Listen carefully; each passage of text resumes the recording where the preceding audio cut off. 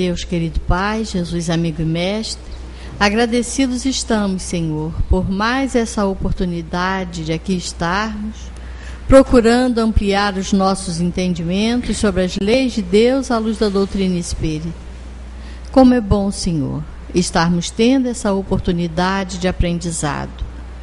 Que a nossa irmã que fará uso da palavra receba a inspiração desses amigos espirituais que por certo aqui se encontram. Obrigada, Senhor. Graças a Deus e que assim seja. E com vocês, Valéria. Alba Valéria, né? É Albinha. Albinha. Olha o Zé Manel falar. Boa noite a todos. É com muita alegria, né, que a gente está aqui mais uma vez para a gente estudar essa doutrina espírita tão maravilhosa que tanto, né, nos auxilia na nossa vida, nos dando força, nos dando coragem para a gente enfrentar, né, a vida num planetinha lá de provas e expiações, como nós estamos aqui inseridos, porque nós também somos espíritos ainda muito necessitados de aprendizado. Então a gente está no lugar certo, com as oportunidades certas, está tudo no lugar, né? E é bom mesmo, né, a gente aproveitar aí agora que está começando a esquentar, né? Aí começa. Alguns gostam de calor, o outro já... que saudade do inverno, e o outro já ficam mais, já gostando mais do verão. E hoje eu ainda estava até conversando com uma amiga, comentando com ela a respeito disso. Todo mundo está querendo uma chuva, né? A gente está precisando muito de uma chuva, mas certamente alguém, não precisa chover, não. Aí eu fiquei pensando, falei, tá vendo? Ainda bem que Deus é infinitamente sábio e justo, e as leis são gerais, né? Não fica um sabor de cada um, porque senão, se um gosta do frio, ia ficar só frio, se um gosta do calor, só vai ficar calor. Então, a gente vai tendo que se adaptar a todas as situações da vida, aos climas, às circunstâncias, à falta de chuva, mas Deus é sábio, né? Então tá tudo certinho, a gente é que tem que aprender a se adaptar. E aí eu escolhi, pegando uma carona aí na palestra da semana passada, da Tereza Cristina, que ela falou sobre a vida futura. E como não existem coincidências, né, principalmente no trabalho que a gente faz aqui no centro, que é muito... né, a gente está muito integrado, muito harmonizado. Ela começou a falar semana passada, eu falei, danadinha, eu tinha pensado em falar isso, mas eu falei, não tem problema, ela vai falar, e hoje a gente vai pegar uma carona aí no que ela começou na semana passada. Vamos ler aqui algumas questões no Livro dos Espíritos e outras questões aqui no Céu e Inferno. Vamos continuar aqui naquele Código Penal da Vida Futura que ela iniciou o estudo na semana passada. E aí eu pensando, e a gente fica com aquela questão, o que a gente vai falar, né? Tudo tão bom, a doutrina é tão maravilhosa, e a gente fica um pouco na dúvida. Mas aí eu achei legal a gente continuar esse tema sobre a vida futura. E a princípio a gente pensa assim, nossa, mas a gente vem aqui no centro, o Espiritismo toda hora ensina a gente, fala sobre a vida futura, e num primeiro momento pode ficar parecendo assim, pô, mas por que eu quero saber do futuro, da vida futura? E o presente? Todo mundo não fala que agora é o mais importante? Mas é exatamente o que a gente vê e estuda na doutrina espírita, que a nossa condição futura, a nossa condição no plano espiritual, e a gente também fica querendo saber, né, quantos de nós passam por essa perda dos entes queridos, então fica aquela dúvida, poxa, como é que está meu parente, como é que está a situação dele no plano espiritual? Então é importante a gente falar assim dessa vida futura, porque ela vai depender do que nós estamos aqui fazendo hoje com o nosso presente, né? E é importantíssimo a gente ter esses conhecimentos aqui que a doutrina espírita nos traz hoje, porque é uma vivência do presente, mas certamente vai nos assegurar um futuro mais feliz, uma situação no plano espiritual um pouquinho melhor.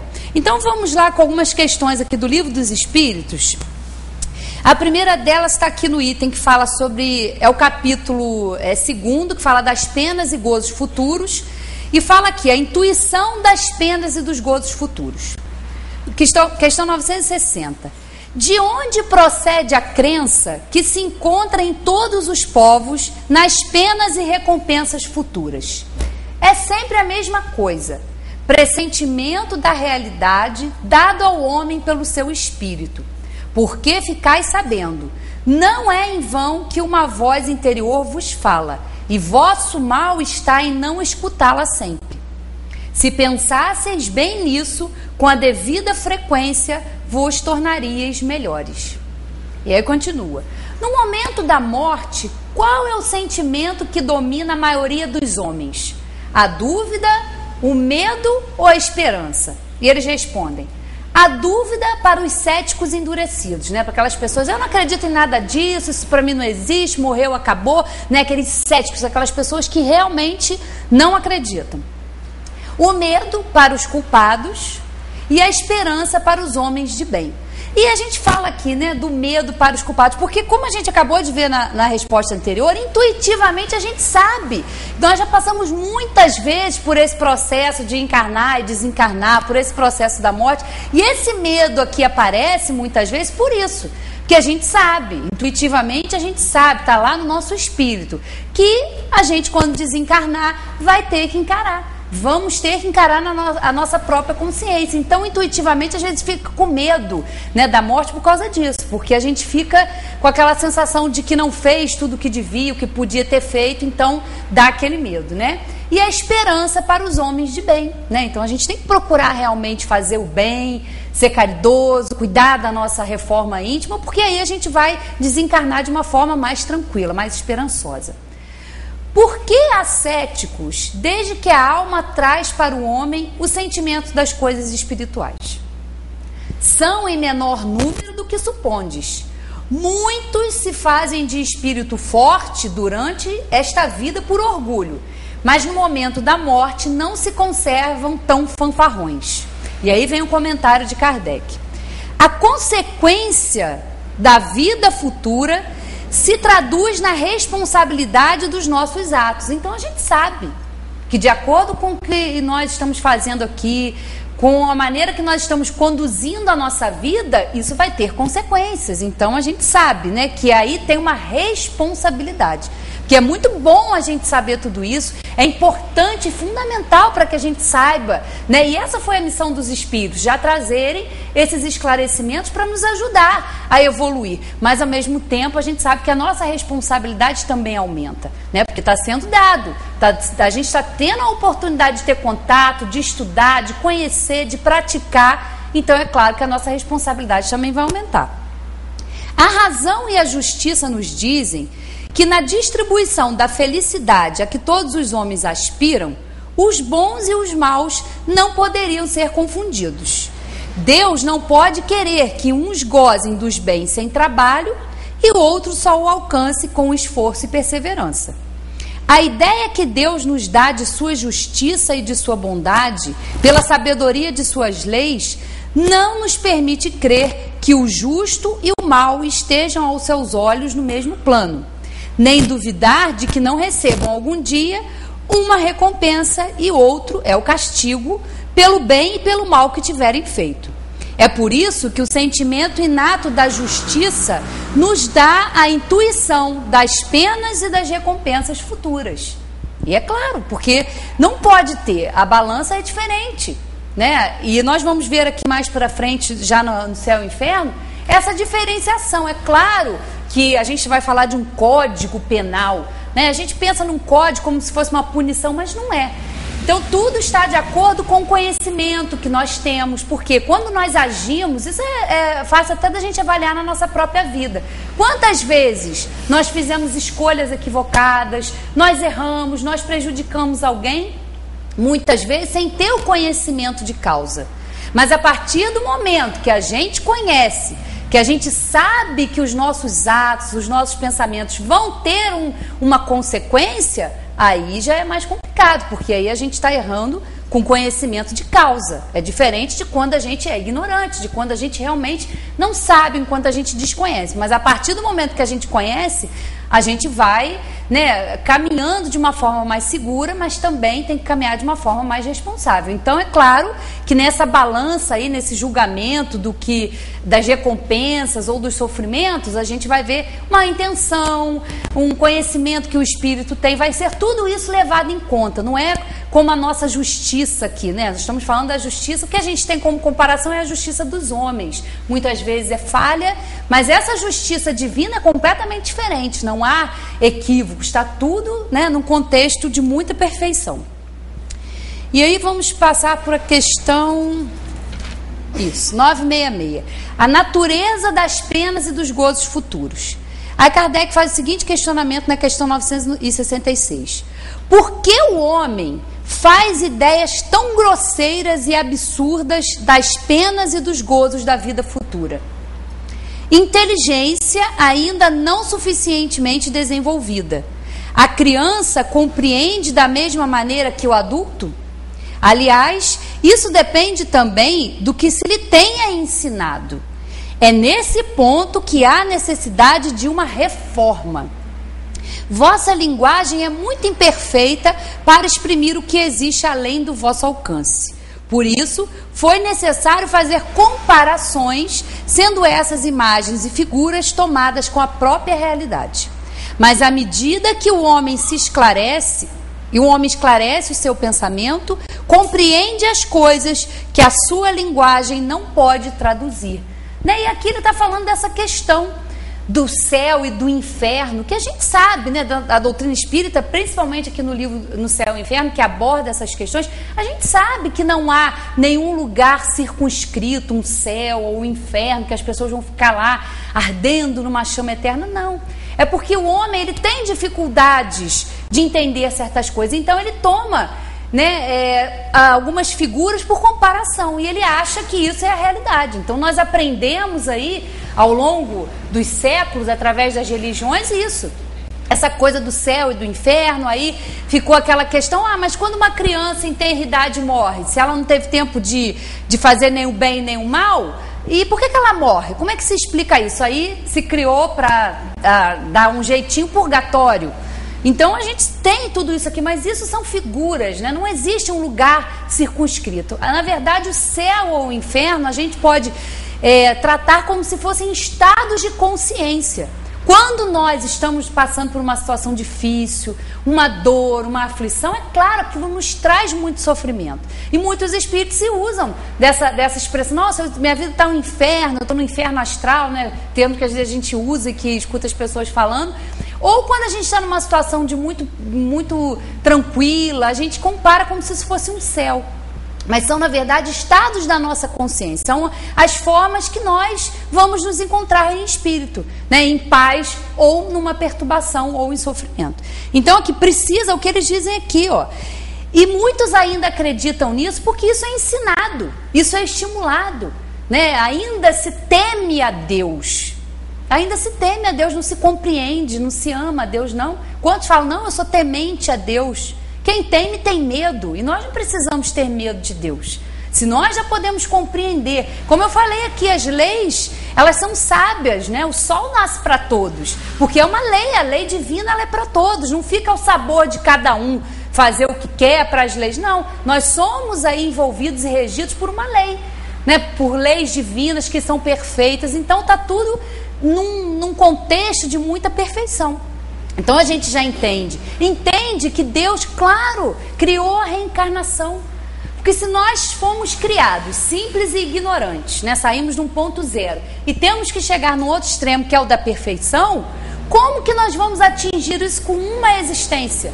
E se a gente cometer um pecado, se a gente cometer um errinho, vai para o inferno eterno, ficar lá, né, sofrendo eternamente. Então isso não está de acordo com esse Deus que a gente vê que é infinitamente, que a gente estuda na doutrina espírita, que é a inteligência suprema, causa primária de todas as coisas, né, infinito aí nos seus atributos que a gente já pode compreender, né, mas aquilo ali é só o que os espíritos puderam nos trazer. Então os espíritos vieram trazer uma reforma na nossa maneira de encarar as coisas, de compreender a vida futura. Jesus já falava sobre essa vida futura. Aliás, todo o ensinamento de Jesus foi baseado na vida futura.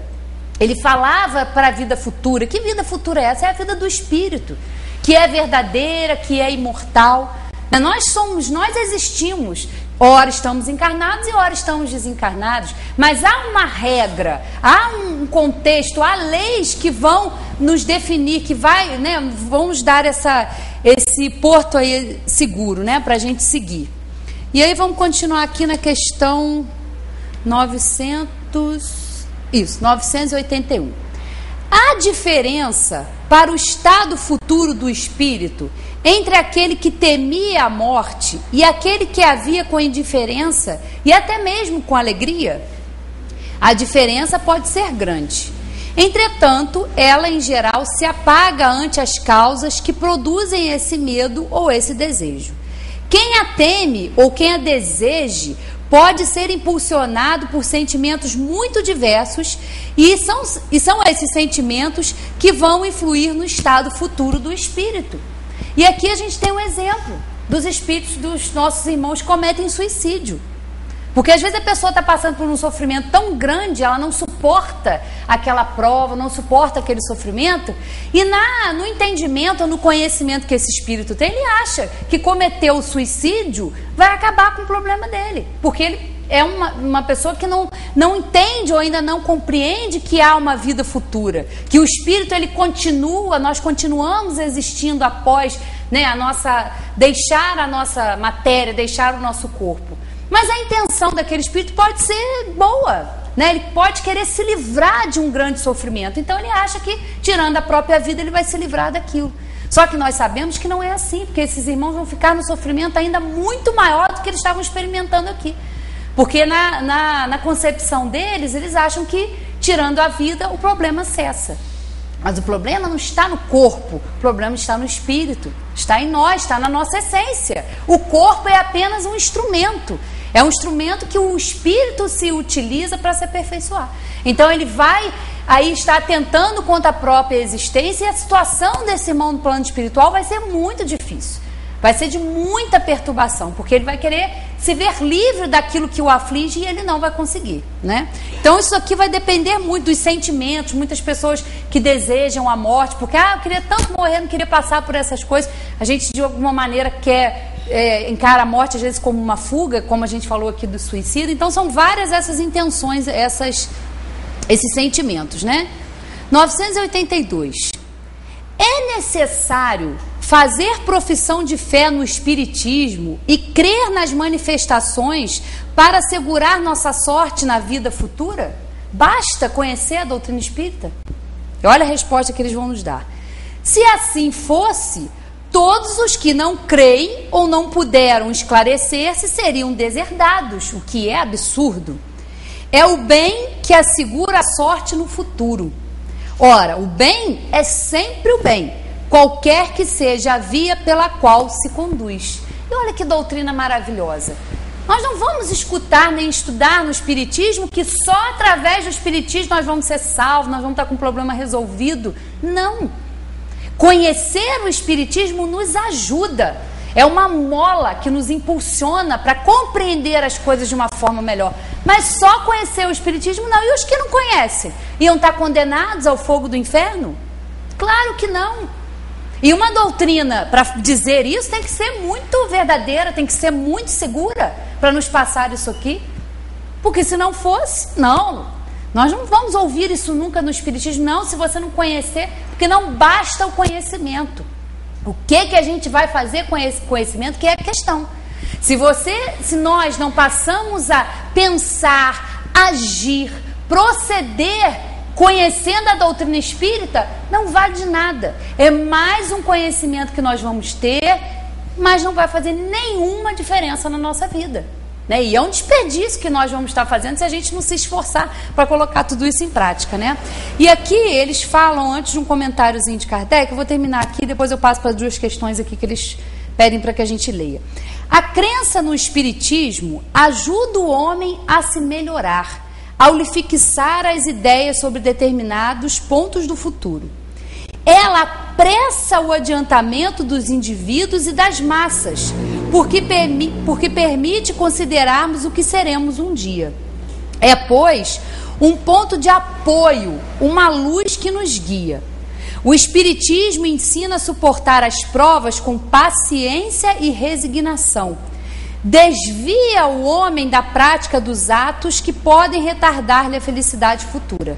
E é assim que contribui para a sua felicidade.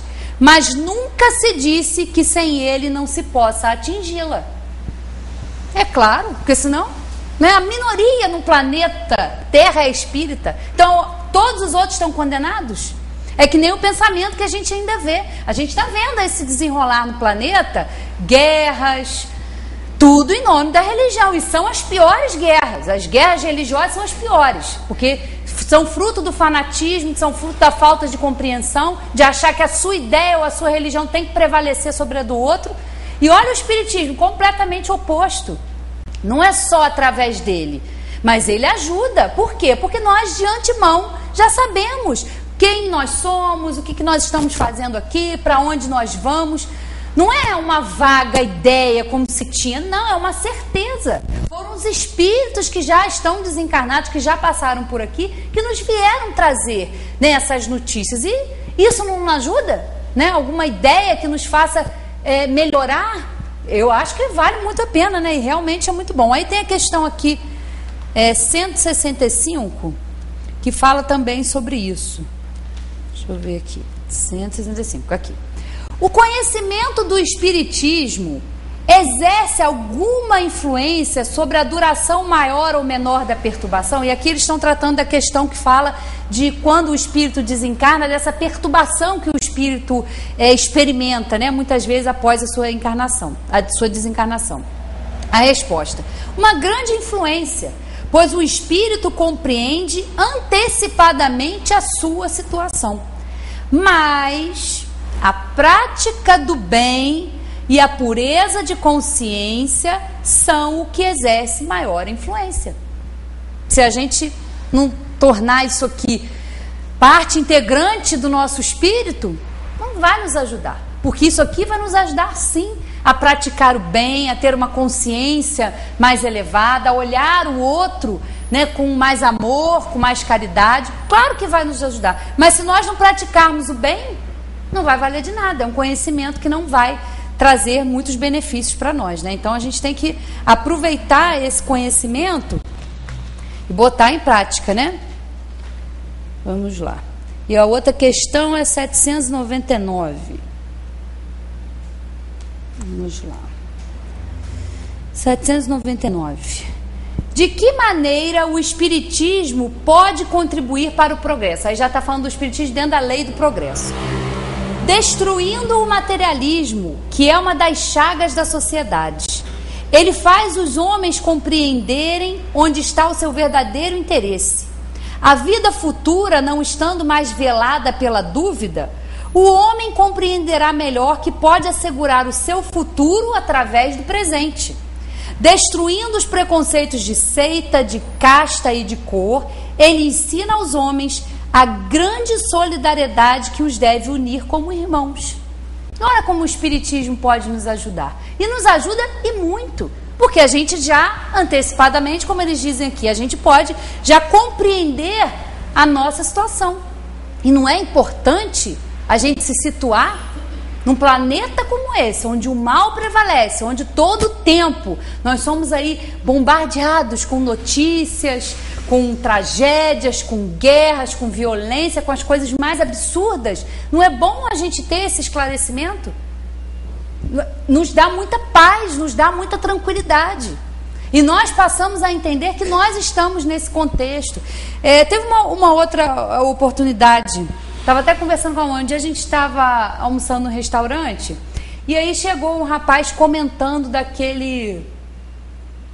dessas previsões que estão sendo feitas aí por esse Juscelino, né? Acho que é Juscelino o nome dele, nem sei. Mas está aí falando dessas coisas, dessas catástrofes, que mandou uma carta para o prefeito de Friburgo, falando que ia acontecer de novo em janeiro outra catástrofe, essas coisas todas que a gente está vendo. E aí a gente vê como isso repercute, né, nas pessoas, e como as pessoas às vezes dão crédito a isso sem conhecer. E nós, espíritas, temos que ter muito cuidado quando a gente escuta essas coisas e quando alguém vem nos questionar sobre isso. Por quê? Quem estuda o Livro dos Médiuns, que é uma das obras fundamentais, sabe, primeiro, que espírito que dá data, que faz previsão com data e hora marcada, cuidado. Isso é um espírito pseudo-sábio. É o espírito que não sabe. Por quê? Porque nós que estamos aqui encarnados temos essas duas noções para a gente se nortear, o tempo e o espaço. Só que na espiritualidade não tem tempo. Esse tempo do relógio, esse tempo aqui que a gente vive, do dia e da noite, 24 horas disso, isso é nosso, isso é da matéria, do planeta. Na espiritualidade não tem tempo. Não tem. Então prever datas para as coisas acontecerem, alto lá. Isso aí é coisa de espírito inferior. Então nós não devemos dar crédito a essas coisas. Isso é o estudo, é a doutrina espírita que nos ensina. Segundo, tá bom, o cara foi lá, previu o acidente do Eduardo Campos, que o avião ia cair, bebê. E o que ele pôde fazer para impedir? O que ele saber do fato mudou o fato? Nada. Porque o que nós temos que passar, o que cada um de nós tem que passar aqui, vai passar. Independente de saber antes ou não saber, o que está destinado, ou o que está no nosso campo de provas ou de expiações, ninguém vai passar no nosso lugar. Então você pode não estar ali dentro do avião, mas o avião vai cair dentro da sua casa.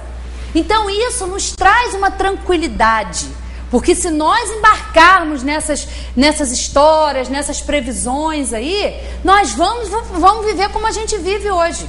Toda a população, uma grande parte da população deprimida, ansiosa, porque fica nessa expectativa se vai ou não vai. Nós temos que compreender que nós somos espíritos inferiores, ainda com muitos vícios, com muitas dificuldades, e que nós estamos aqui numa escola, num planeta adequado para nós desenvolvermos o nosso espírito.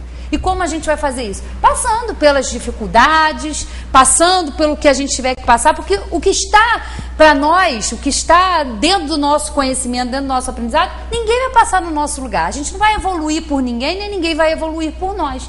Então isso aí já nos ajuda a não dar crédito, a não ouvir falar, olha, se isso vai acontecer, se não vai, nós não estamos sujeitos a isso.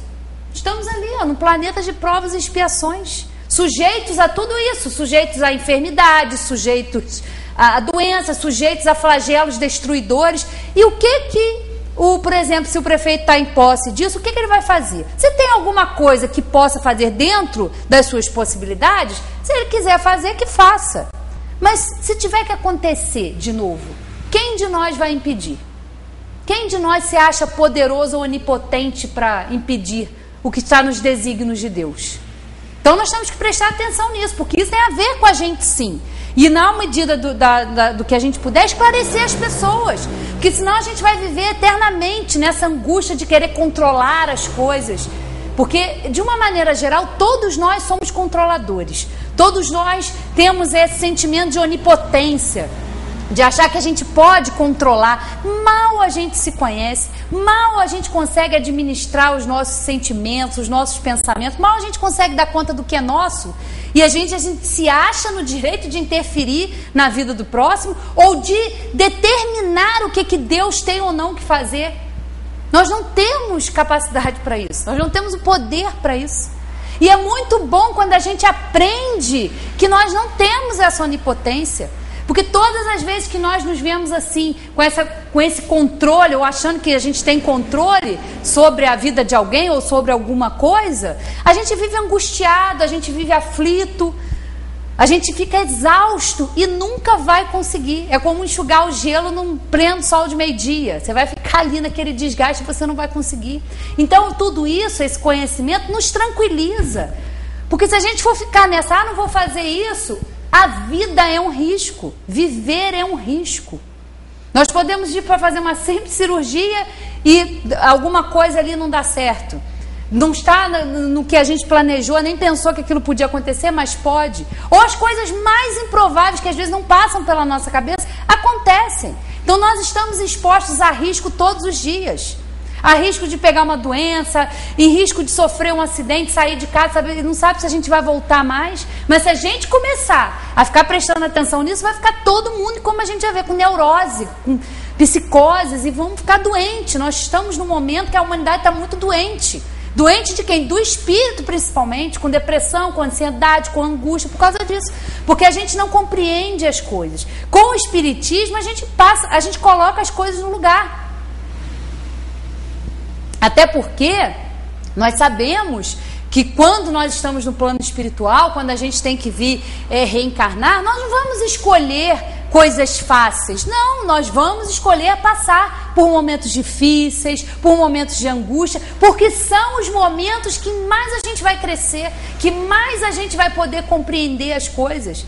Então a nossa visão, quando estamos no plano espiritual, é diferente. Quando a gente chega aqui, a gente sofre uma grande influência da matéria, a gente acha que a gente tem que estar aqui só para trabalhar, só para juntar dinheiro. Não, nós não estamos aqui para nada disso. O grande objetivo de nós estarmos encarnados, de nós termos que vir aí para uma matéria é exatamente isso, é o estudo, é o aperfeiçoamento, é passar pelo momento difícil. Os espíritos não vão nos poupar de nada. Né? Quem vem com essa ilusão procurar a doutrina espírita, não, lá no centro eu vou tomar passe, vou tomar água frutificada, vou conversar com o médium e meu problema vai estar resolvido. Não vai estar. O que você vai aprender com o espiritismo é ter força, é ter coragem para resolver os seus problemas, para resolver as suas questões. E são questões adequadas, é tudo que a gente tem que passar. Porque não é ninguém que vai fazer o nosso trabalho, somos nós, com a ajuda da doutrina espírita, e é uma ajuda enorme, maravilhosa, a gente se situar, que a gente para de ficar neurótico, para de ficar com esses medos, com essas ansiedades, porque se nós tivermos que passar por isso de novo, nós vamos passar. E por que nós passamos por isso? Porque nós estamos num planeta que está aí nas suas mudanças geológicas, estamos passando por mudanças aí sociais, por tribulações. Para quê? Para que essas mudanças nos ajudem a ver as coisas de uma forma diferente. Nós precisamos reformar a nossa maneira de encarar a vida presente, de encarar a vida futura. Reforma, é isso que a gente precisa fazer, né? Reforma, autoconhecimento, dá trabalho? Dá. Mas o valor, o benefício que isso traz para nós é incalculável, isso não tem preço. A gente conquistar um pouco dessa paz, dessa tranquilidade, no meio de um turbilhão desse que a gente vive, é muito, muito importante, né? E aí nós vamos agora para o céu e o inferno, e alguns itens aqui eu separei, e aqui está no capítulo 7º, né, que fala das penas futuras segundo o Espiritismo. E são 33, se não me engano, 33 itens, e é claro que a gente não vai ter o tempo aqui para tratar disso tudo, mas vou passar um deverzinho de casa, como disse o Eli. Quem não tem o Céu e o Inferno pode adquirir, já vou aproveitar e fazer propaganda lá da nossa biblioteca, a gente vende, empresta, então quem não tem adquire, e quando chegar em casa, faz lá o deverzinho de casa, estudar essas questões. Eu destaquei só algumas aqui para a gente fechar aí o estudo que a Tereza começou na semana passada. Código Penal da Vida Futura. O Espiritismo não vem, pois, com sua autoridade privada, formular um código de fantasia. A sua lei, no que diz respeito da alma, deduzida da observação dos fatos, pode resumir-se nos seguintes pontos. A alma, ou espírito, sofre na vida espiritual as consequências das imperfeições que não conseguiu corrigir na vida corporal. O seu estado, feliz ou desgraçado, é inerente ao seu grau de pureza ou impureza. Então nós sabemos que a nossa condição, ou a condição dos que desencarnam, vai estar de acordo com a sua pureza ou a sua impureza. Então, se o espírito já aproveitou essa estada aqui na Terra para se melhorar, para fazer o bem, é claro que ele vai estar numa situação muito melhor do que aquele que ainda é extremamente materialista, que é extremamente vaidoso, egoísta, orgulhoso, e que vai se encontrar numa situação mais difícil no plano espiritual. Não há uma única imperfeição da alma que não importe funestas e inevitáveis consequências, como não há uma só qualidade boa que não seja fonte de gozo. Então é claro, é uma lei física, ação e reação.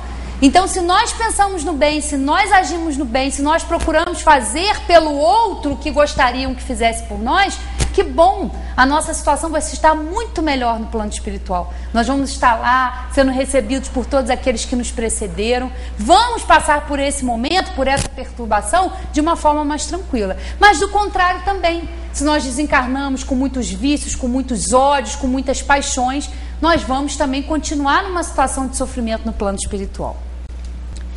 O espírito sofre pelo mal que fez, de maneira que, sendo a sua atenção constantemente dirigida para as consequências desse mal, melhor compreende os seus inconvenientes e trata de corrigir-se. Né? Porque a gente está aqui, nós estamos diretamente lidando com o mal que nós causamos e com as suas consequências. E isso é importante, mas melhor compreende os seus inconvenientes.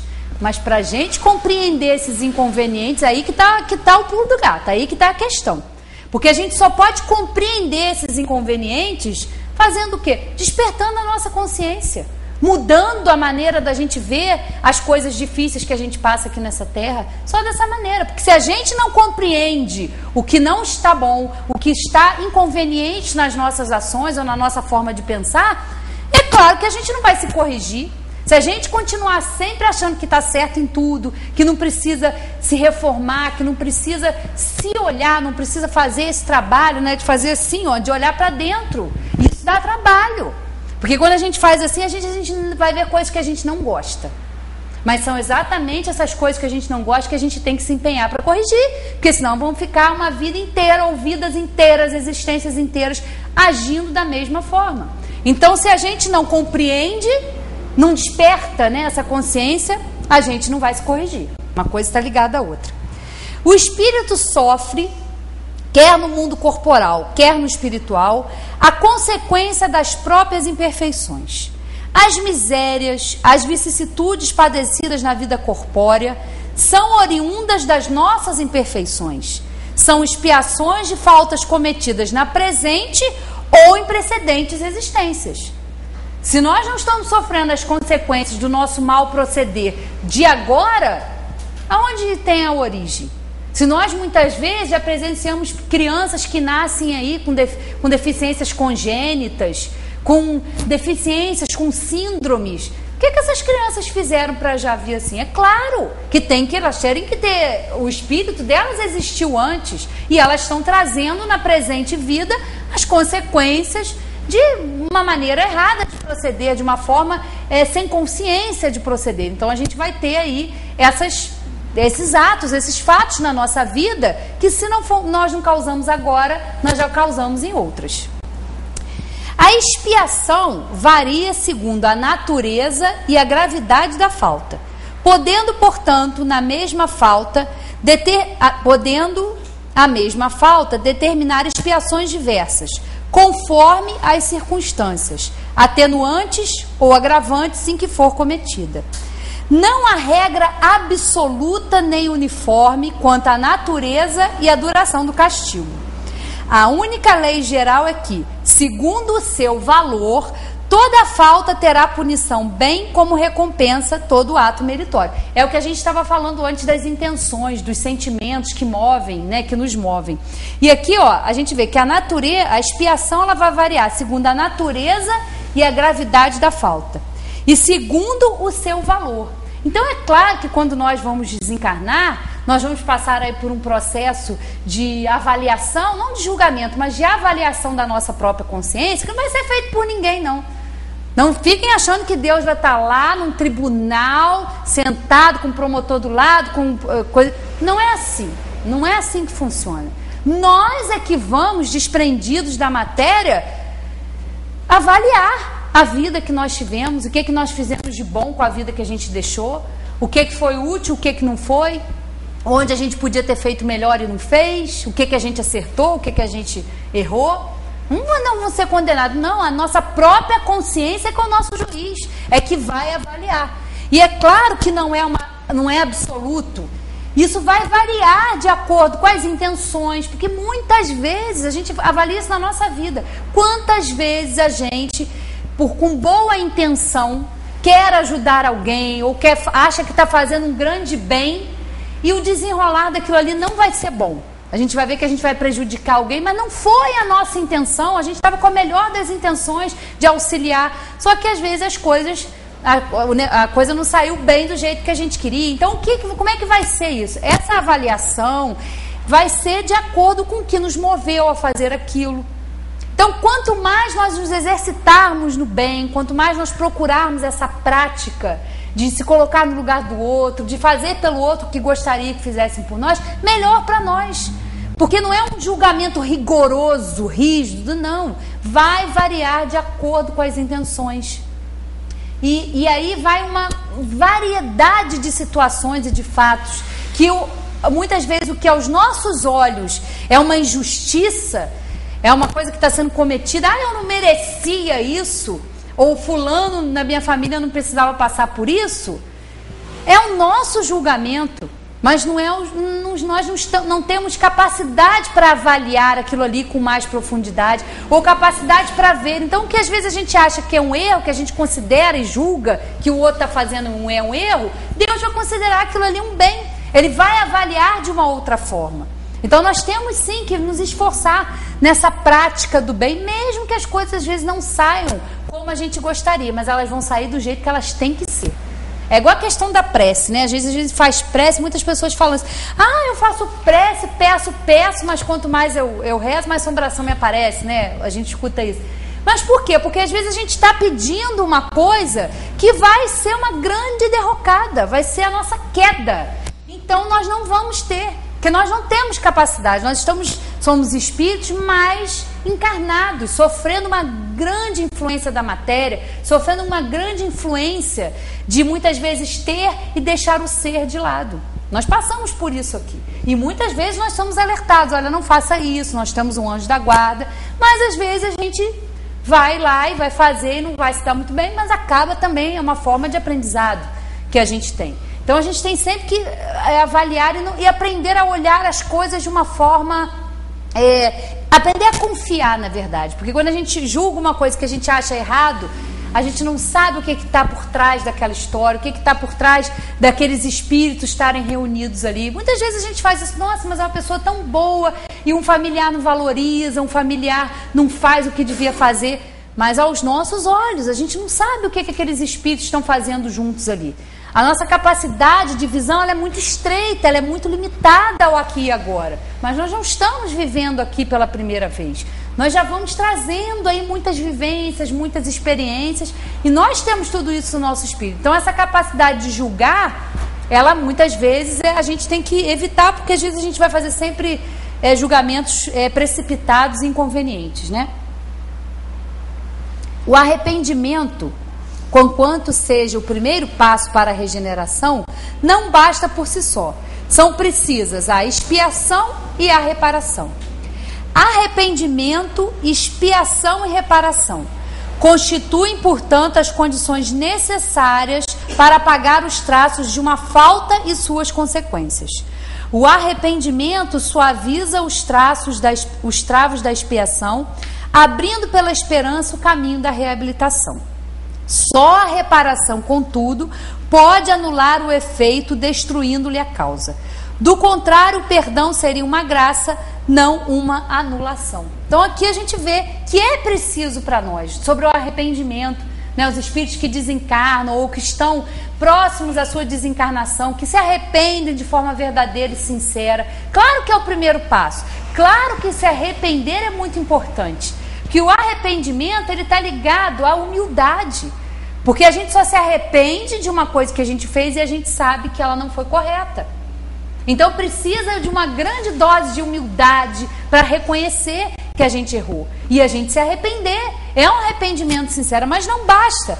Tem que haver uma expiação e tem que haver uma reparação, porque senão aquele que foi prejudicado pelos nossos atos vai ficar sempre assim sem receber um benefício. Não, tem que haver tudo isso. Então está sempre ligado ao arrependimento, à expiação e à reparação. E como que a gente vai reparar? Reencarnando. Aí a gente vai observando como uma coisa está ligada à outra, está tudo interligado, porque é através da reencarnação, das várias vindas nossas para o corpo, que nós vamos aprender, que nós vamos crescer, que nós vamos conviver com aqueles familiares de novo, complicados, que a gente já vê, só a gente observar no nosso núcleo familiar, aqueles que a gente ama, que tem simpatia, e aqueles que a gente odeia, a gente não quer ver nem perto. Mas provavelmente já é de novo, somos nós espíritos ali reunidos de novo naquele núcleo, para ver se mais uma oportunidade a gente consegue reverter aquela antipatia, reverter aquela inimizade numa grande amizade. Olha como é importante, né? Tudo que a gente está fazendo junto aqui. E aí vamos aqui 28. 28º, né? A situação do espírito no mundo espiritual não é outra senão aquela por si mesmo preparada na vida corpórea. Mais tarde, outra encarnação lhe é facultada para novas provas de expiação e reparação, com maior ou menor proveito, dependentes do seu livre-arbítrio. E se ele não se corrige, terá sempre uma missão a recomeçar, sempre e sempre mais acerba, de maneira que pode dizer-se que aquele que muito sofre na terra, muito tinha a expiar. E os que gozam uma felicidade aparente, em que pesem os seus vícios e inutilidades, pagá-la-ão muito caro em ulterior existência. Nesse sentido foi que Jesus disse: bem-aventurados os aflitos, porque serão consolados. E isso aqui acontece muitas vezes, é o que eu estava falando. Às vezes a gente observar uma pessoa sofrendo e na nossa visão, no nosso julgamento, ela não merecia passar por aquilo. Ou nós mesmos, quantas vezes a gente acha: eu não mereço passar por isso, eu estou sendo injustiçada, Deus esqueceu de mim. Não é bem assim.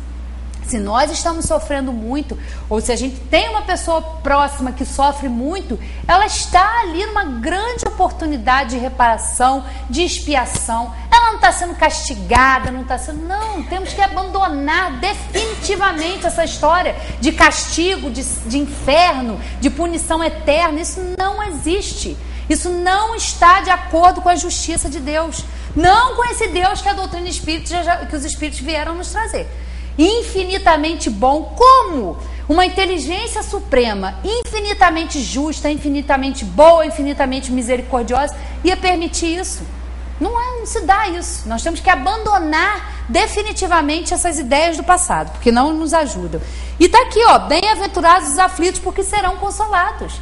Nós estamos aqui passando por uma prova terrena, tendo que exercitar a nossa paciência, tendo que exercitar a nossa capacidade de perdoar, que é uma coisa difícil, porque para tudo isso a gente precisa exercitar o amor, o perdão, e fica uma guerra dentro da gente, porque a gente ainda é muito orgulhoso, a gente é muito vaidoso, a gente é muito egoísta, a gente sempre acha que está com a razão, não quer ceder, e a gente vai ficando assim. Então, temos que, abrir um pouco o nosso horizonte e ver as coisas diferentes. As penas que o espírito experimenta na vida espiritual se ajuntam às da vida corpórea, que são consequentes às imperfeições do homem, às suas paixões, ao mau uso das suas faculdades e à expiação de presentes e passadas faltas. É na vida corpórea que o espírito repara o mal de anteriores existências, pondo em prática resoluções tomadas na vida espiritual.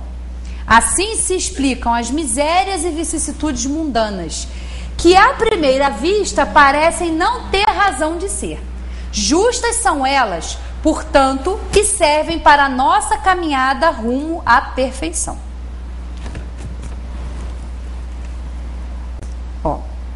Não obstante a diversidade de gêneros e graus de sofrimentos dos espíritos imperfeitos, o Código Penal da vida futura pode resumir-se nesses 3 princípios. O sofrimento é inerente à imperfeição. Se nós estamos sofrendo, isso são consequências, os sofrimentos são consequências da nossa imperfeição. E é exatamente para isso que nós estamos aqui, para deixar essas imperfeições. E como que a gente deixa essas imperfeições? Trabalhando em favor da nossa reforma íntima em primeiro lugar e auxiliando, da maneira como a gente puder, a outros irmãos encarnados e desencarnados também, que precisam dessa ajuda, precisam desses esclarecimentos.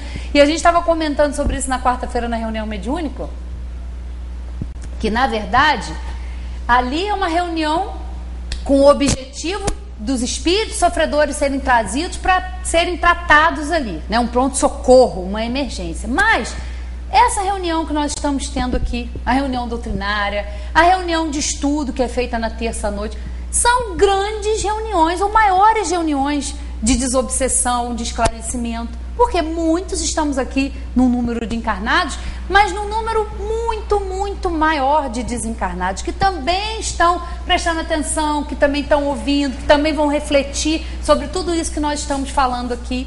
Porque, na verdade, o que nos torna livres é o conhecimento. Jesus já falava isso.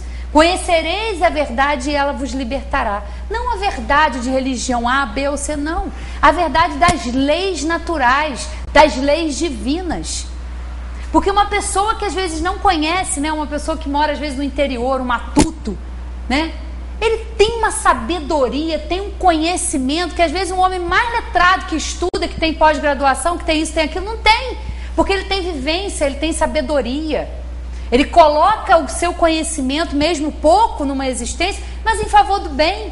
Quantos não têm religião, se dizem ateus, mas que dão verdadeiros exemplos, né, de dedicação à humanidade, de dedicação ao próximo? Não é religião.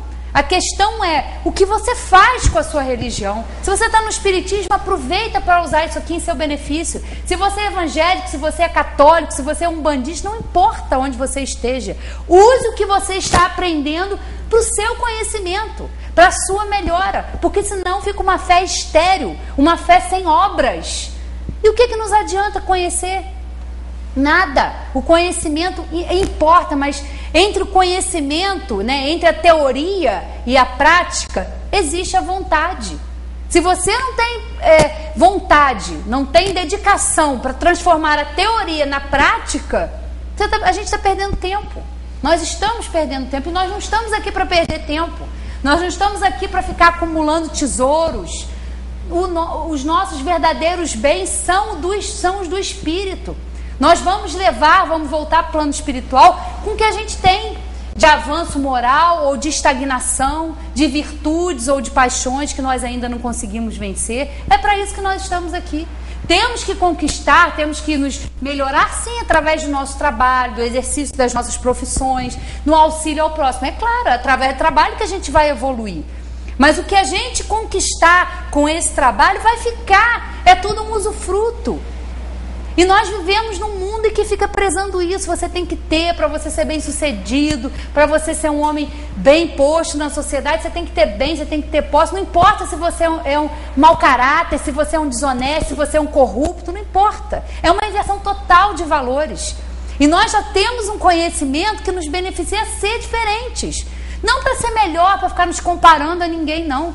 Mas para nós nos auxiliarmos na nossa conquista, na conquista do nosso espírito. É isso que nós estamos fazendo aqui. Que quando a gente voltar, a gente não leva nada. Tudo que vai ficar, que está aqui, é um usufruto. Então nós temos que saber usar também isso com sabedoria, né? Toda imperfeição, assim como toda falta dela decorrente, traz consigo o próprio castigo nas consequências naturais e inevitáveis. Assim, a moléstia pune os excessos e da ociosidade nasce o tédio, sem que haja necessidade de uma condenação especial para cada falta ou indivíduo. Podendo todo homem libertar-se das imperfeições por efeito da vontade, pode igualmente anular os males consecutivos e assegurar a futura felicidade. Depende de nós. Não é a vontade do outro. Aí me lembro de dizer, não adianta você pagar alguém para correr para você, para emagrecer. Você que tem que fazer a dieta, você que tem que fazer o exercício para você emagrecer, para você cuidar da sua saúde. Não adianta você pagar alguém para correr para você. O beneficiado vai ser ele, não você. Né? É o que está dizendo aqui. E aí, para a gente terminar, a cada um segundo as suas obras, no céu como na terra.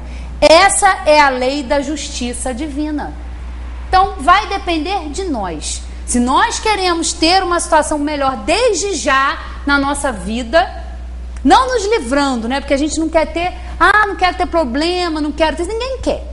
Ninguém quer ter problema, ninguém quer ter doença, ninguém quer ter complicação de forma alguma, ninguém quer ver quem a gente ama sofrer. No entanto, a gente passa por tudo isso e vê as pessoas que estão à nossa volta passando.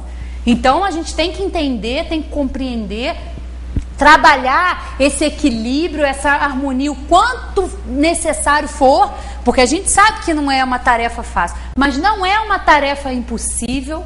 Deus está aí sempre a nos ajudar. Nós temos um anjo da guarda, temos amigos espirituais que nos vão ajudar quando a gente estiver aqui, quando a gente estiver no plano espiritual. Não importa, nós vamos sempre ser ajudados, mas não importa a gente receber ajuda tá ali o tempo todo a gente sendo orientado, ajudado, se a gente não arregaçar as mangas e querer trabalhar, né, em nosso benefício e poder da maneira como a gente tiver. Semana que vem nós vamos ter eleição, domingo que vem nós vamos ter eleição. Vamos avaliar da melhor maneira possível o candidato que a gente ache. Não vamos trocar votos por favores, porque a gente também fazendo isso contribui, porque a gente fala dos outros que são corruptos, mas nós cometemos as nossas pequenas corrupções no dia a dia, comprando guarda, fazendo as nossas corrupções. E aí vai isso na cadeia, só chega uma corrupção maior. Então vamos ter consciência. Eu sei que a tarefa não é fácil, porque as opções não são muito boas, mas vamos fazer pelo menos a nossa parte, que é ir lá votar com consciência. Se o nosso candidato não ganhar,